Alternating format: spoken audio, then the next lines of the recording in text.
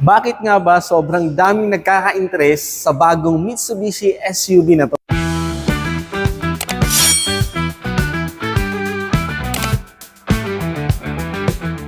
Sa video na to guys, titignan natin ang full review ng ating Mitsubishi Destinator GT Turbo 2026 year model. Titignan natin kung sulit ba talaga ang SUV na to. Pero bago tayo mag-start guys, by the way, my name is Perry Coronel Mitsubishi, your sales agent here at Peak Motors sa Abad Santos, Tondo, Manila. Sa video na to guys, ipapaliwanag ko at ipapakita ko po sa inyo ang full review ng ating unit na to. And pati na rin po yung promo and freebies na meron po tayo pag sa akin po ay nag-apply. At kung bago ka pa lang sa ating YouTube channel, baka naman guys, pwedeng pa-like, comment, and subscribe na rin sa ating YouTube channel, Facebook, and TikTok channel guys para updated po kayo sa lahat ng ating videos na ina-upload. So tara guys, start na po natin.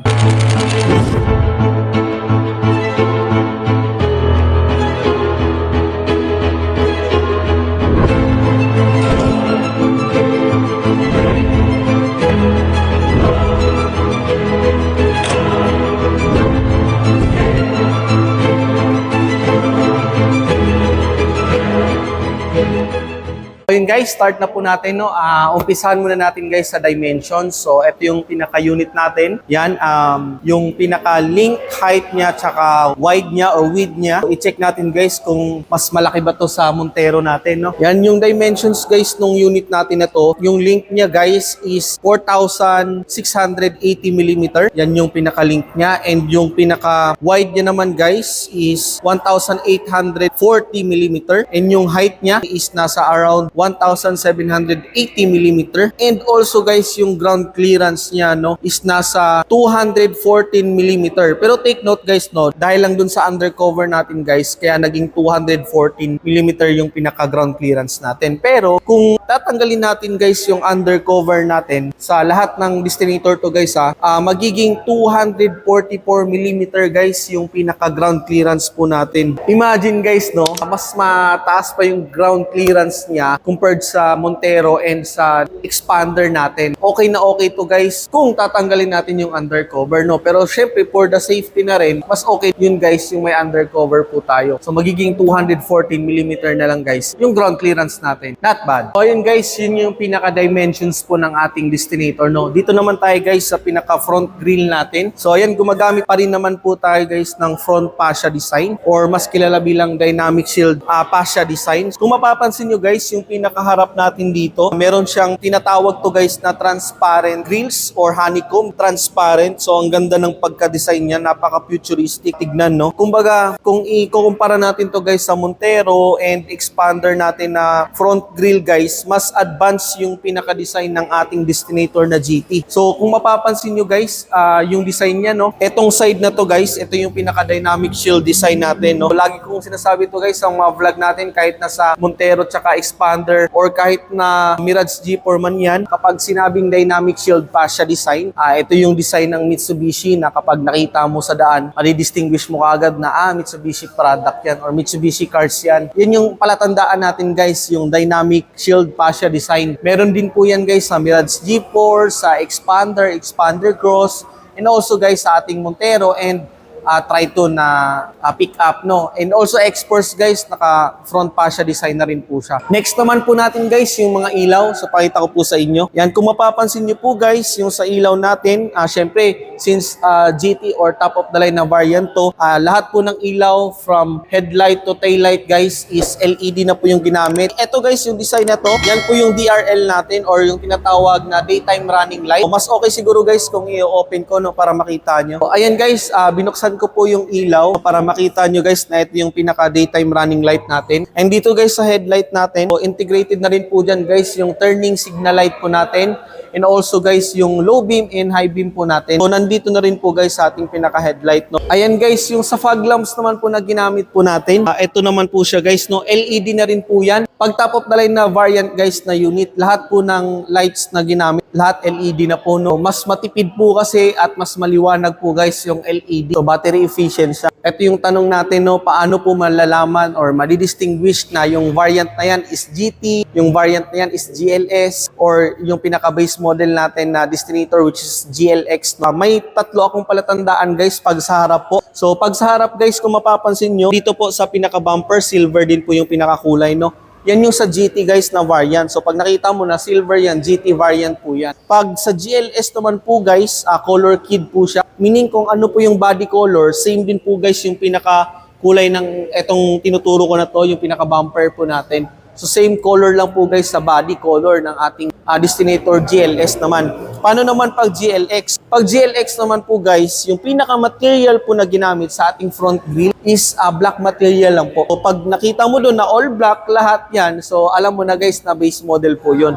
Pero pag ganito guys, silver and transparent honeycomb yung design niya, yun po yun guys, yung GT po natin. So yun lang guys, para may idea lang din po tayo. Para mas malinaw po sa inyo guys, magpa-flash po ako ng photo sa screen. Ayan guys, para mas makita nyo. Screenshot nyo na lang po guys. So yun guys, yung pinaka-palatandaan natin na yun po yung pinaka-Destinator variant po natin. Ayun guys, dahil napag-usapan na rin naman po natin yung mga ilaw, headlight natin, nandito po tayo ngayon sa ating rear view or rear profile po ng ating Destinator, no? So, ayan guys, ito yung pinaka-tail light natin. Ito yung combination light po natin guys. Kung mapapansin nyo, LED na rin po yung ginamit. And may napansin din ako dito guys, no? Yung T-shape design niya. Parang same with expander, cross expander, no? Na naka T-shape na rin po. Siyempre guys, integrated na rin po dito yung pinaka backup light natin and turning signal light po natin nandito na rin. And isa sa nagustuhan ko dito guys, yung third brake light po natin, nasa spoiler na po, integrated na po guys yung pinaka third brake light or stop light po natin. So isa sa mga advantage guys, so kitang-kita to guys, pag eto nakabuntot ka sa ganitong klaseng unit, malalaman mo guys or makikita mo, madidistinguish mo kaagad na Destinator yan dahil dito sa T-shape na tail light po natin. So yun guys, balik na po tayo dun sa unahan. Tara, samahan niyo ako. So ayun guys, na-check na po natin yung mga ilaw, no? So check naman po natin guys inside the hood kung ano po yung pinaka-engine natin or engine bay natin and ano yung makina na ginamit po ng ating Destinator guys. Pero bago yun, open ko muna guys, no? Yung pinaka-hood. Lagi kong sinasabi to guys, napaka-organized po kahit nasa Montero and also expander Trito natin na engine bay, no? Napaka-organized talaga ng Mitsubishi pagdating sa engine bay. And ayun, ang ating Destinator guys ay gumagamit lang naman po ito ng 1.5 turbocharged 4 inline Euro 4 gasoline and updated na rin po guys yung series ng engine na ginamit, no? Naka 4B40 na po tayo. So pag ito yung engine mo guys, etong tatlo yung pinaka tatatak sa'yo, yung water-cooled intercooler. Two types of injector, yun yung multi-point injection and direct injection.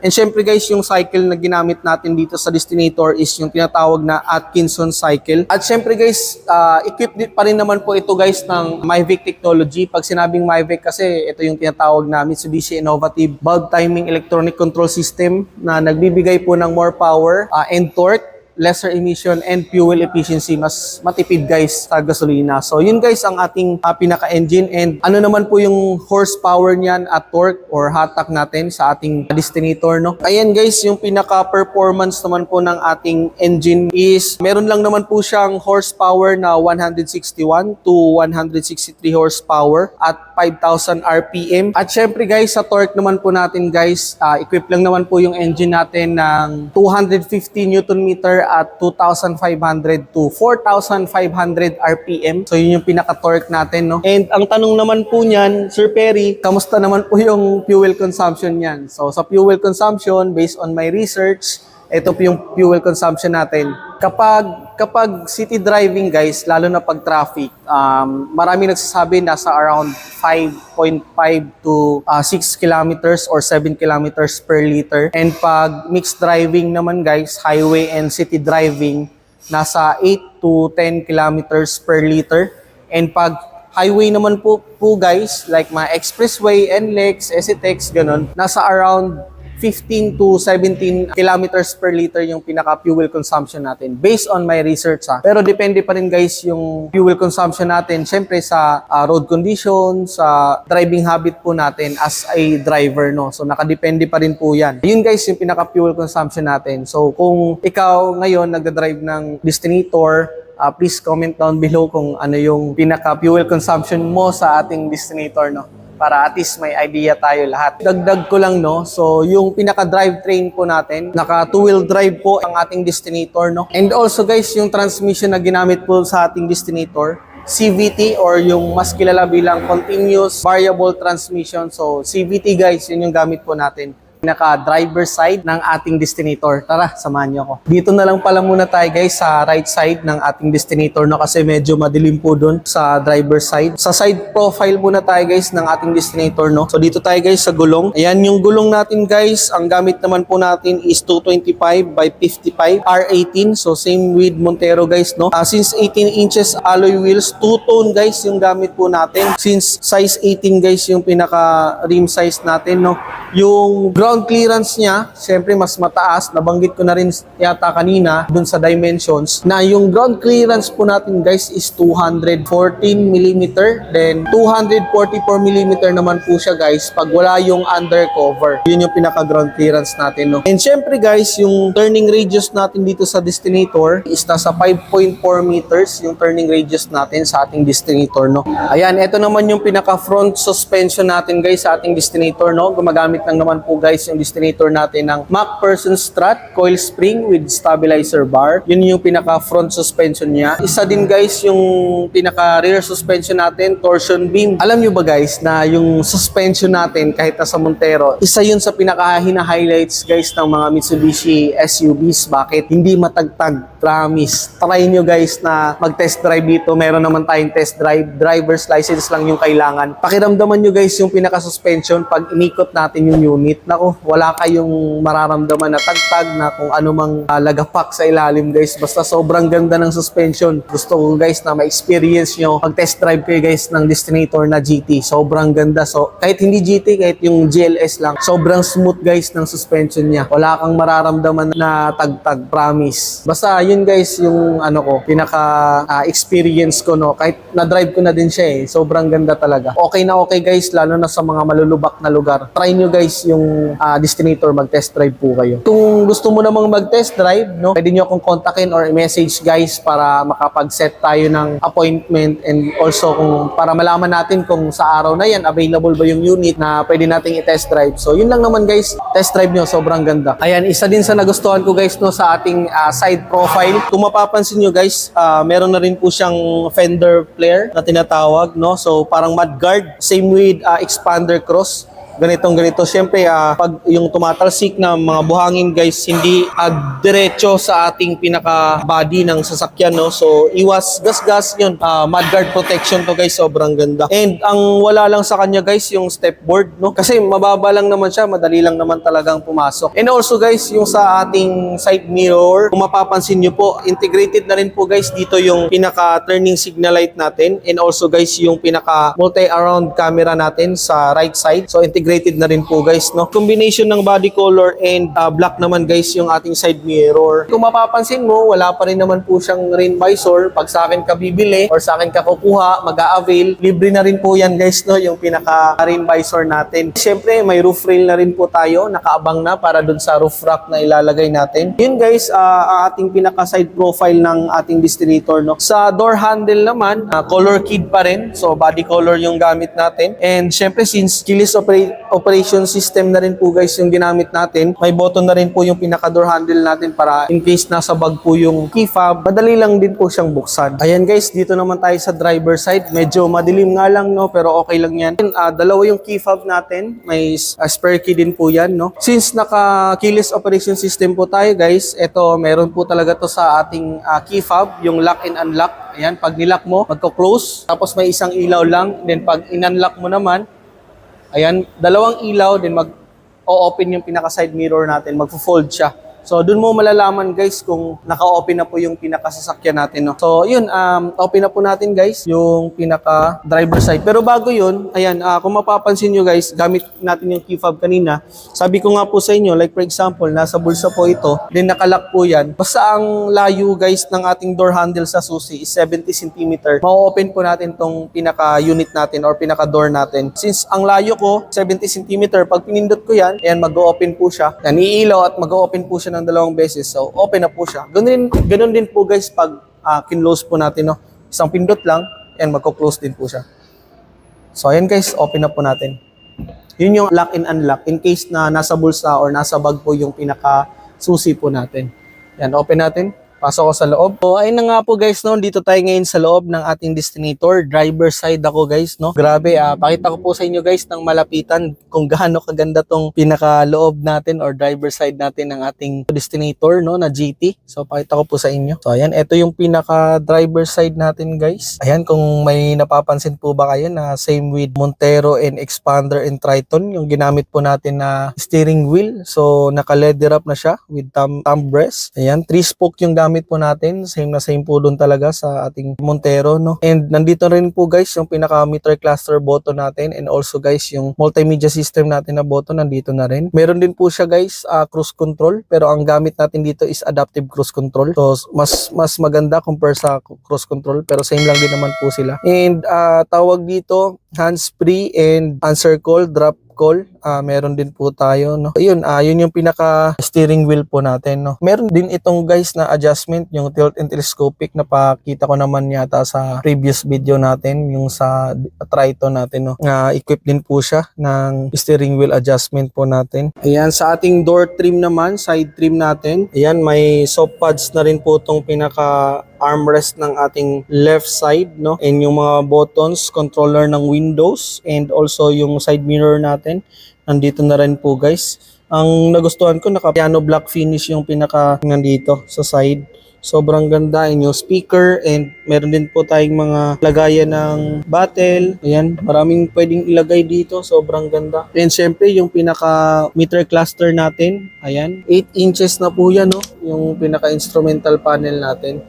So 8 inches, and then yung multimedia system natin or infotainment natin, 12.3 inches naman po guys yung pinaka multimedia system natin. Sobrang ganda. Ayan, multimedia system. And sa baba guys, yung pinaka air condition controller natin, yung gear shifter natin, and yung drive modes natin guys. Ayan, drive modes. Ayan, yung sa sound system pala natin guys or speaker na ginamit, no, naka dynamic sound Yamaha Premium. 8 yung speakers natin, yung sa second row lang naka coaxial, meaning sa isang lagayan ng speaker, dalawa po guys yung speaker natin, no. So sa loob. And ang nagustuhan ko dito is meron tong sound type. So meron tong signature, lively, powerful, and relaxing. So yun yung options natin or features natin sa Yamaha sound system, no. Mamaya papakita ko rin yung iba. Yan, meron nga po pala itong 12 basic colors guys na pwede nating palit-palitan, no. And ang kagandahan po nito guys ay meron lang naman po itong 64 na color choices. Grabe, pwede kang mamili ng 64 color choices base guys sa prefer nyo na kulay, no. So ang isa sa nagustuhan ko pa dito sa lighting ambient natin na to, pwede mong palit-palitan yan guys. Like for example, may tumawag, incoming calls, or notification. Yan, pwede mong palitan yung kulay. Nagbi-blink po yan, and also pag may mga music kang piniplay, nagbabago din po yan, no. So, depende sa pagsiset mo. So nasiset po yan guys, no. Pwede mong baguhin yung mga kulay, no. So yun, yun yung isa sa mga nagustuhan ko dito sa ating ambient lighting guys ng ating GT na Destinator. Yan, ang ganda lang, sobrang classy and premium tignan, no. Ayan guys, kung mapapansin nyo, gumagamit na rin po tayo guys ng electronic parking brake with brake auto hold. So meron na rin po tayo guys sa ating Destinator. Yan, equip na rin po yan guys sa kahit sa Expander Cross and Expander GLS natin, and also Montero Sports na GLS automatic na variant, no. So equip na rin po tayo guys ng electronic parking brake with brake auto hold, no. And also guys, ang nagustuhan ko dito sa ating Destinator, no, meron siyang drive mode na tinatawag. Sa X-Force kasi guys, meron tayong 4 na drive mode. Ayun, dun sa ating X-Force kasi guys, 4 lang po yung pinaka-drive mode po natin doon. So yun yung normal, wet, gravel, and mud. Unlike dito guys sa ating Destinator, meron po tayong 5 drive mode, no. Yun yung tinatawag na normal, wet, gravel, tarmac, and mud. So 5 guys yung pinaka-drive mode natin. At isa sa nagustuhan ko dito, no, sa ating drive mode, pwede na po natin guys palit-palitan to kahit na moving or running po yung vehicle po natin. So unlike other competitor or brand, so hindi ako sure, no, ang ginagawa po sa drive mode nila, kailangan po nilang huminto bago po mag-select ng drive mode. Unlike po dito guys sa ating Destinator na pwede mo na siyang i-select while moving or running po yung vehicle po natin. So like for example, nasa expressway ka, biglang umulan, so wet yung pinakadaan natin, so pwede mo na siyang i-select. So yun yung advantage guys no sa ating drive mode guys. Pakita ko na lang siguro or i-flash ko na lang din sa screen yung drive mode po natin. Ayan, para makita nyo rin po. So ayun guys, check naman po natin guys yung second row natin. No, pero bago tayo pumasok doon, open muna natin to guys, yung pinaka gas tank natin. Ayan guys, open na po yung pinaka gas tank natin. Yan, syempre guys, gasoline engine po yung gamit natin. So gasolina guys. And may nakasulat naman po dito guys na unleaded. So any gasoline, basta unleaded po guys yung ilalagay natin. So hindi po diesel engine to guys, unleaded po yung gamit natin. So ayan guys, full tank capacity naman po guys ng ating Destinator no is 45 liters. So ulitin ko guys, 45 liters unleaded gasoline yung pinaka ilalagay po dapat dito, no?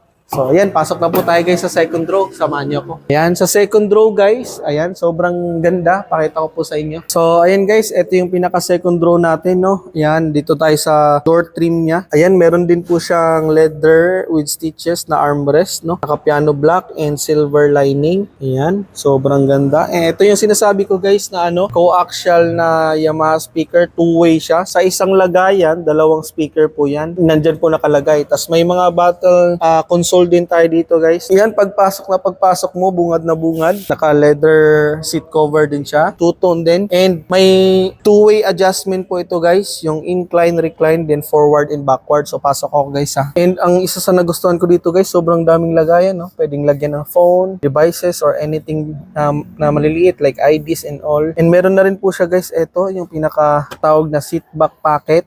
Ayan, and foldable table tray. Ayan, back foldable table tray. So yun, pwede kung nagda-drive-thru kayo guys or nagla-laptop ka, pwede dito. Kasi meron din siyang cup holder. Yan, ang ganda, may cup holder din. Hindi lang dito guys pati din doon sa kabila, meron din. Meron din siyang ganito. Madilim lang, pero meron, ayan Tapos lagay natin, tapos may mga pocket din siya dito, pwede mong ilagay. Ayan. May ilaw din to guys, dito, button. Ayan, may ilaw din. May vent din ng aircon. Ayan. Tapos dito naman guys, ayan, dito yung pinaka-charging station natin. May fan din po siya dito, pwede nating hinaan, fan button, and lakasan, and on and off, meron din. And also guys, yung type A and type 2, type C and USB type na socket, no? Meron din. And ngayon ko lang napansin, kanina, hindi ko napansin nung pagka-open natin. May ambient lighting na rin siya guys, no? Sobrang ganda. Ito guys yung panoramic sunroof. So hindi natin ma-open guys kasi nakapatay. Pero sa next vlog natin, sa next video, babalikan po natin yan. Pati itong rear view mirror natin guys, ayan, babalikan po natin yan. Para makita po natin, no? Yung difference nung wala sa GLS, no? And nagustuhan ko dito guys, meron din po siyang pinaka armrest. Ito,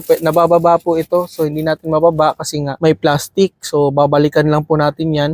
Meron din po itong 2 cups holder, no? Pag binaba mo yan, may 2 cups holder din siya. So, babalikan natin yan, guys, kasi display to naka-plastic siya. So, hindi natin pwedeng i-open. So, ito yung pinakalikod para makita nyo. Ayan. Isa din sa nagustuhan ko dito, guys, same with Montero, naka-fold and tumble na rin to. So, may lever dito, guys, no? Pag binaba mo yan, ayan, magta-tumble din siya. So, naharangan lang siya ng plastic. Pero ganun din po, same with Montero, no? Yan.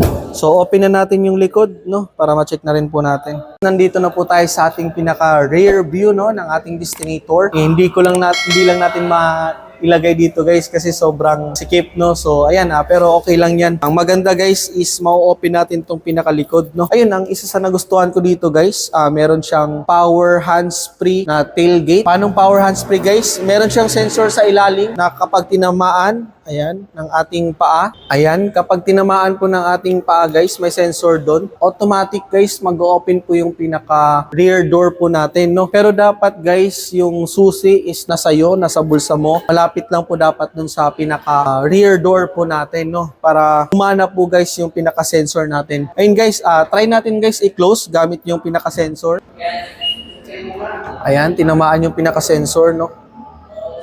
And automatic guys na magko-close din po siya. So ang advantage guys, benefit na makukuha po natin dito, like for example, mag-isa mo lang na nag-grocery and marami kang bit-bit, hindi mo mapindot yung ilalim kasi ang hirap eh. Gamit po guys yung pinaka-sensor na to or yung pinaka-tinatawag natin na power tailgate. Madali na lang po guys na ma-open guys yung ating pinaka-rear door, no? So yan isa sa nagustuhan ko din dito guys, no? Yan, meron din po tayong adjustment po dito guys, no? So para, like for example, katulad ko, 5'5 lang yung height ko, hindi ko siya ganun ka-anlayo. Ayun, no? Hirap ako na maabot pag sinarado ko siya manually. So unlike nito guys, meron siyang adjustment. So ilolong press mo lang to.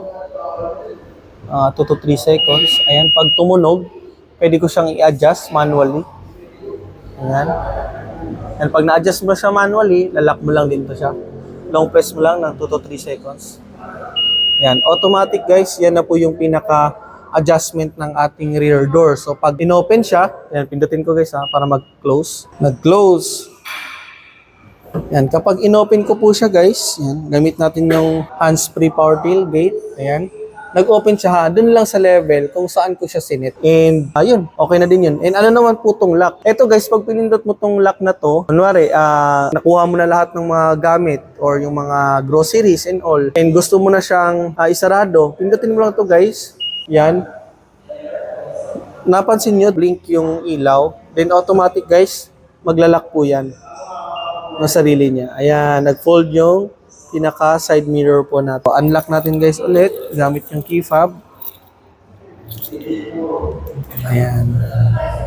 So open na natin guys. Ayoko na eto may button din dito. Ayan, pipindutin mo lang tapos automatic mag-open din siya. So magagamit mo lang ulit yun guys, no. Yan, may ilaw din pala guys, no. Yan, magagamit lang mo pa lang yun guys, no, kapag yung susi nasa 70 cm din yung layo, no, para ma-open mo or magamit mo yung button na yun.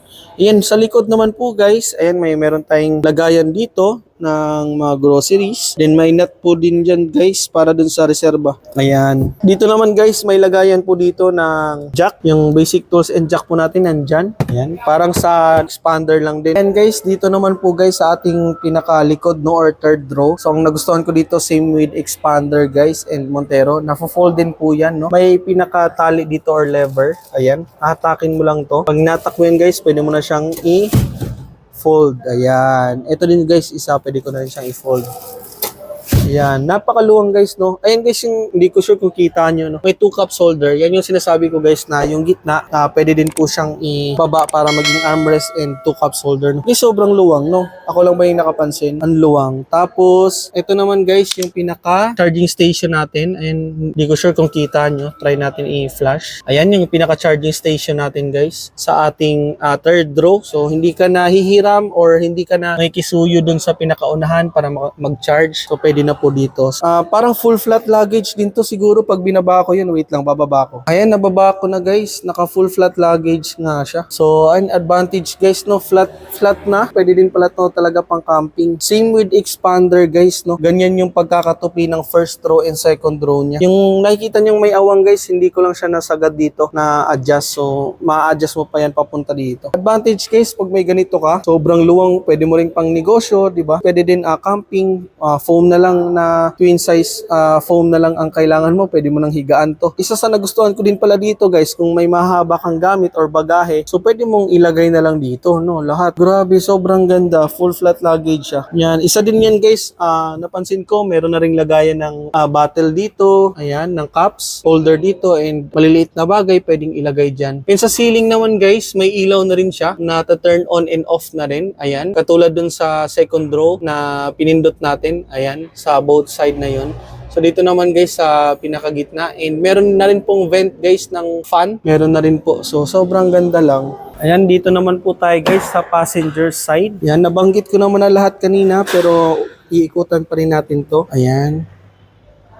And also naman guys no sa ating SRS airbags. Yung SRS airbags guys ng ating GT ay 6. So sa GLS at GLX ay 4 po yung SRS airbags po natin doon no. So, yun yung difference guys. Since nabanggit na rin natin guys yung safety features guys no ng ating Destinator. So banggitin ko na din po pala guys lahat ng safety features na meron sa ating Destinator na wala po sa GLS po na unit. Ipa-flash ko na lang po guys sa screen no para makita na rin po natin. Doon tayo guys sa pinakaunang features ng ating Destinator. Lahat naman ng variant guys, meron po na ito yung tinatawag na anti-lock braking system and electronic brake force distributions. Hindi ko na isa-isahin guys na explain kasi hahaba po yung video natin. Pakita ko na lang po guys sa slides. And meron din po tayo guys yung tinatawag na active stability control. And also guys yung pag may hill start assist guys yung unit natin. Ayan, pag kunwari nasa paangat ka, then traffic. Dahil sa hill start assist guys, bibigyan niya tayo ng 2 seconds para mailipat natin guys yung paa natin from brake pedal to gas pedal or accelerator pedal. So yun yung advantage guys pag may hill start assist tayo no. So hindi siya agad-agad guys na aatras bigla. So hindi po ganun. So yun yung advantage guys ng ating hill start assist sa ating Destinator. And also guys, meron din po yung brake assist. Ayan, lahat ng variant meron din po dyan. Etong blind spot warning guys, meron din po tayo pero sa GT lang at GLS lang ang meron no. Also guys, meron din po tayong rear cross traffic alert. Ang maganda po na ito guys, na de-detect niya yung mga approaching vehicle sa both side mo, left or right. And forward collision mitigation. Equip tayo guys, GT lang po ang meron yan. Sa GLS wala pong ganito no. Sa FCM natin guys, na de-detect po guys ng FCM po kung pabangga na yung pinaka front natin. So yun yung advantage guys no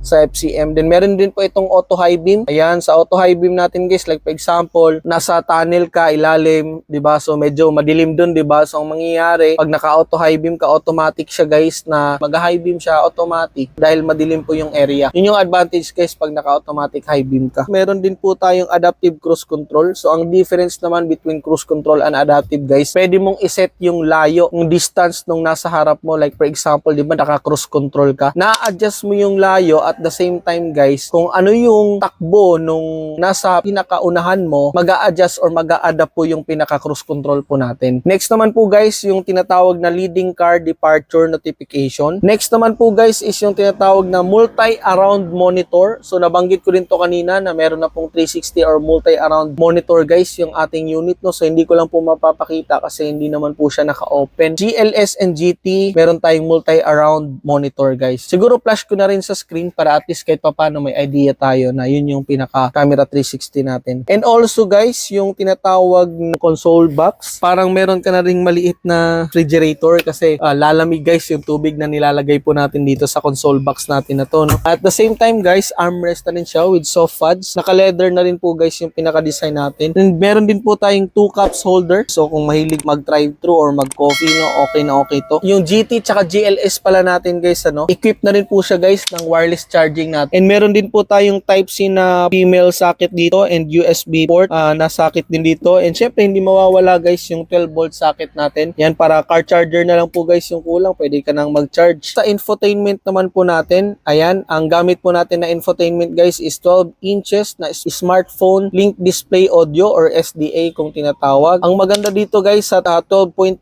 inches natin na infotainment or multimedia system, meron na rin po siyang AM, FM, Bluetooth, Apple CarPlay, Android Auto and WebLink. Meron din po tayong wallpaper player. So meron din po dyan, nakikita po dito sa ating pinaka multimedia system. Nakikita din po guys dito yung driving score. May scoring guys yung pagdadrive mo no, kung tama ba yung pag-brake mo, acceleration mo, okay ba, pag maneuver mo, okay ba. Ginigrade po guys na itong Destinator GT natin no. Meron din po itong multimeter guys and also drive mode selections. Multimedia system na to, yung screen na to, doon natin nakikita no kung na-switch na po ba natin doon. Next naman po natin guys sa ating air condition naman system, same with expander cross and expander GLS automatic, naka-digital type na rin po tayo. And also guys, gumagamit po tayo ng dual zone auto climate control system sa ating air condition no. Pwede akong mag-set guys sa akin lang driver side, and pwede din pong mag-set guys ng temperature or fan level si passenger side no. So yun yung advantage kapag naka-dual zone auto climate control system. And also guys,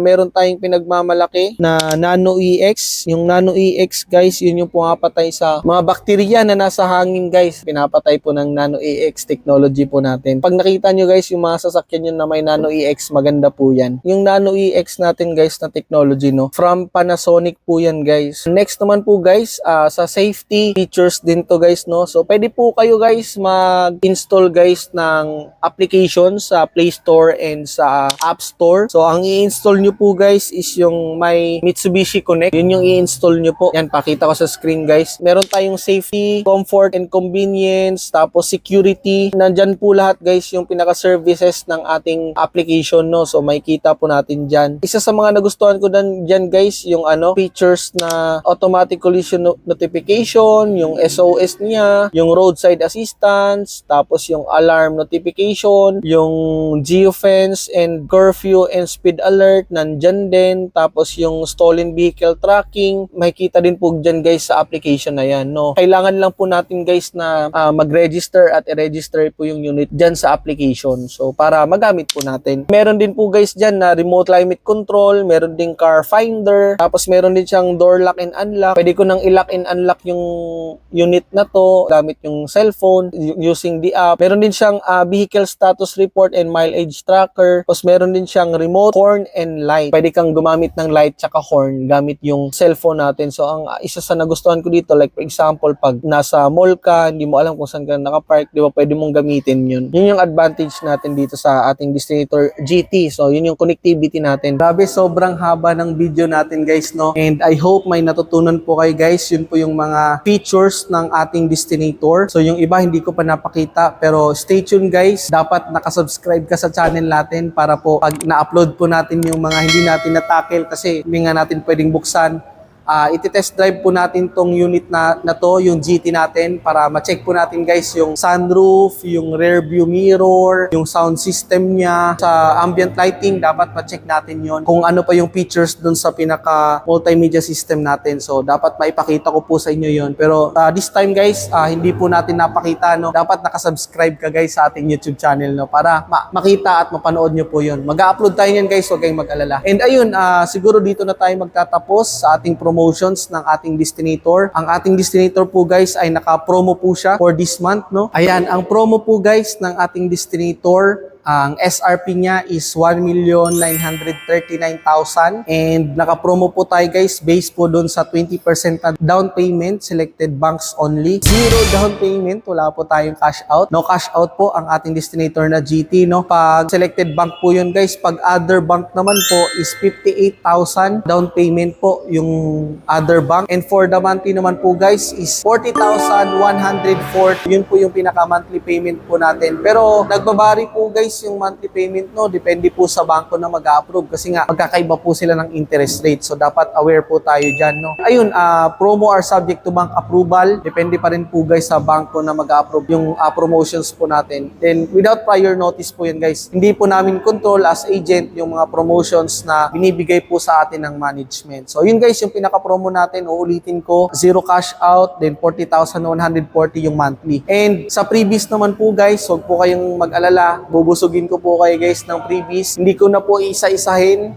Siguro magbabanggit ako ng ilan, pero kung ano po yung pwede nating ilagay or ikabit sa ating Destinator guys, sabihan nyo lang po ako para kung kaya naman po ng budget, why not, diba? So yun, sa mga previous natin, pakita ko po sa inyo guys sa screen. Sa standard naman guys, usually, ano lang naman yan, 3 years LTO registration, 3 years TPL insurance, 1 year comprehensive insurance, floor matting, early warning device, 3M na ting. Yun lang naman, basic tools and jack, kasama naman po talaga yun. Also guys, meron po tayong pinamimigay na 20,000 Shell voucher. Yung 20,000 points po yun. So magiging convertible po yun into 10,000 pesos na worth of panggas. So pesos yun. For this month lang po yan guys, no. Possible magbabago pa yan by next month kasi every month nagbabago nga. And sa previous naman po guys na pinamimigay po natin, bibigyan ko po kayo ng Bosch Europa horn, rain visor, car cover, dash camera with memory card, deep dish matting, yung cargo trunk tray, meron na rin po tayo niyan, tailpipe or muffler tip, kasama na rin po yan, hood emblem na Destinator, pwede din po nating palagyan. Yun yung pinaka-previous natin and marami pa guys, no. So pakita ko na lang po guys sa screen. Sobrang dami pa guys. Bubusugin ko nga po kayo sa previous. Huwag po kayong mag-alala.